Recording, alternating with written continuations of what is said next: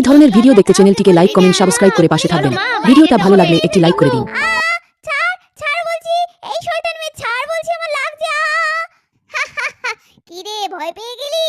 মনে থাকবে তো, এবার কিন্তু সত্যি মেরে ফেলবো যদি কাউকে বলিস। হে ভগবান, এই কথা তো আমাকে বলতেই হবে মাসিমণিকে, নাহলে তো একটা বড়সড় বিপদ ঘটে যাবে। কিন্তু আমি এখন কি করি?